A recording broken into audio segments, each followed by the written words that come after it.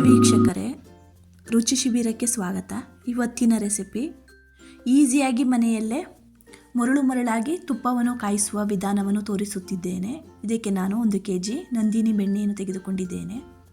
ಇದಕ್ಕೆ ಬೇಕಾಗುವ ಪದಾರ್ಥಗಳು: ಈ ಅಡಕೆ ರೀತಿ ಕಾಣುವ ಜಾಯಿಕಾಯಿ, ಇದರ ಸ್ವಲ್ಪ ಪೀಸನ್ನು ನಾನು ತೆಗೆದುಕೊಂಡಿದ್ದೇನೆ. 1-2 ಕಾಳು ಉಪ್ಪು, 1 ಏಲಕ್ಕಿ, 7 ರಿಂದ 8 ಮೆಣಸು, 3 ಲವಂಗ, ಮೆಂತ್ಯ 1/2 ಸ್ಪೂನ್.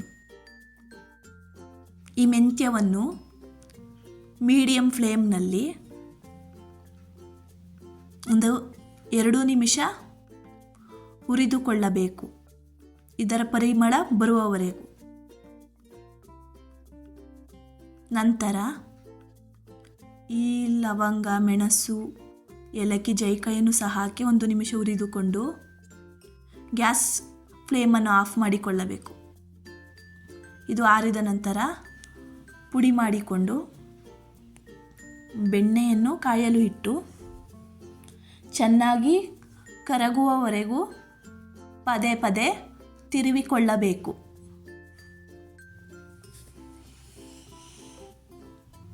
ಹೀಗೆ ಕುದಿಯುತ್ತಾ ಬೆಣ್ಣೆ ಗುಳ್ಳೆಗಳು ಬರುವಾಗ ಪುಡಿ ಮಾಡಿಕೊಂಡ ಪೌಡರನ್ನು ಹಾಕಿ 1-2 ಕಾಳು ಉಪ್ಪನ್ನು ಸಹ ಇದೇ ಸಮಯದಲ್ಲಿ ಹಾಕಿಕೊಳ್ಳಬೇಕು.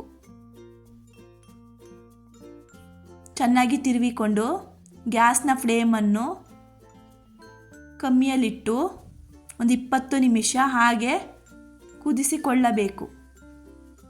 ಈ ತುಪ್ಪ ಕಾಯುತ್ತಾ ನೊರೆ ಬರಲು ಪ್ರಾರಂಭವಾಗುತ್ತದೆ.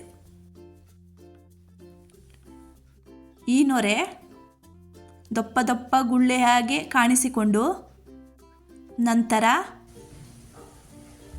ಪಾತ್ರೆಯ ಒಳಗೆ ಹರಡಿಕೊಳ್ಳಲು ಪ್ರಾರಂಭವಾಗುತ್ತದೆ.